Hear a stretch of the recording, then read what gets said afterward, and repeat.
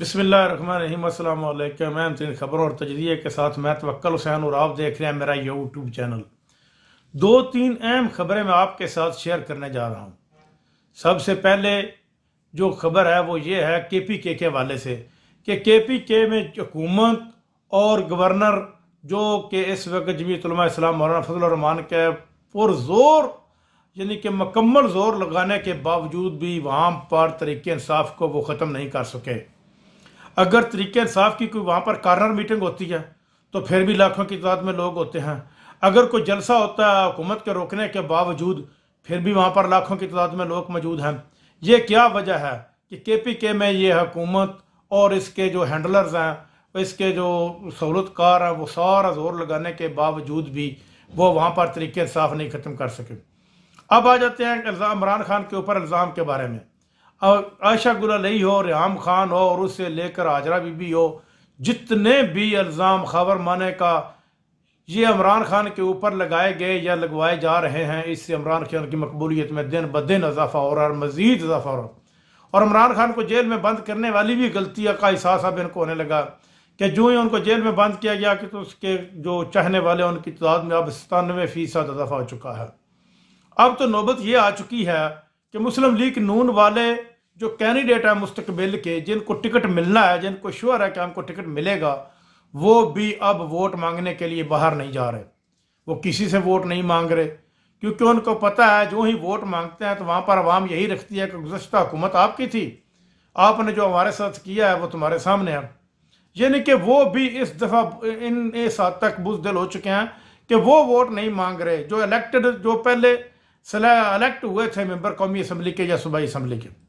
तो जो नया आदमी होगा वो कैसे टिकट लेगा और कैसे वोट मांगेगा, क्योंकि 80 सीटें थी इनकी पंजाब में, 80 तो वो हो गए। उसके अलावा तो नए को 142 से जो है वो टिकट इन्होंने तकसीम करने हैं, तो बकाया तो नए आदमी होगी। ये कौमी असम्बली की बात कर रहा हूँ। 160 के लगभग जो सूबाई असम्बली है उसकी नशस्तें होती हैं, 320 के लगभग, 380 के गालबन 320 के लगभग बन जाती हैं। तो ये किस तरह हैंडल कर सकते हैं, ये नामुमकिन है।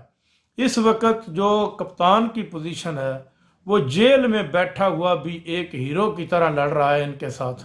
वो उसकी सिर्फ एक ही डिमांड है कि आप अगर मकबूल हैं या मजबूत हैं तो फिर आप इलेक्शन कराएं।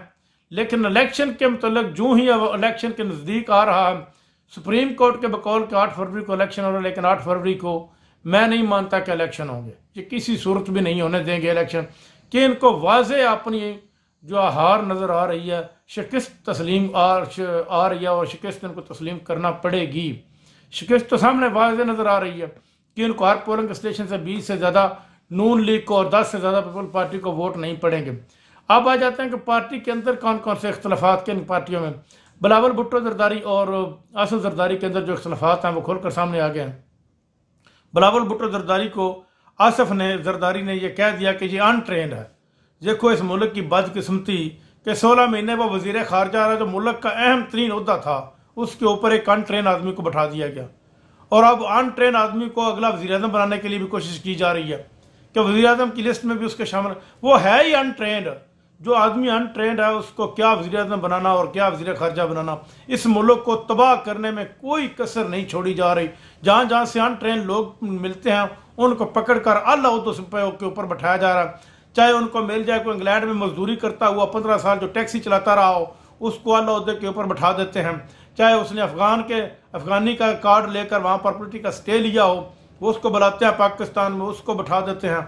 और कोई अनट्रेंड मिल जाओ उसको वज़ीर आज़म की लिस्ट में शामिल कर लेते हैं। ये किस वक्त तक खेल खेला जाएगा?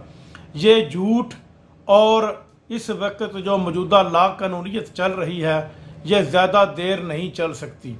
ये कब तक चलेगी? इस किस्म की लाकानूनियत की जा रही है कि इस किस्म की लाकानूनियत से मुल्क को भी खुदा न खास्ता नुकसान हो सकता है।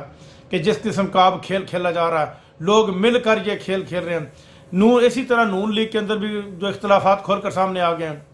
जो सीनियर सियासतदान है वो मरियम और शहबाज शरीफ के ऊपर वज़ीर आज़म बनने के लिए इत्तेफाक नहीं कर रहे, जबकि मरियम को वज़ीर आज़म बनाने के लिए पुरजोर कोशिश की जा रही है। नवाज शरीफ का भी यही नुक्ता नज़र है कि मैं अगर अहल नहीं होता इलेक्शन लड़ने के तो फिर मरियम को वज़ीर आज़म बना दिया जाए।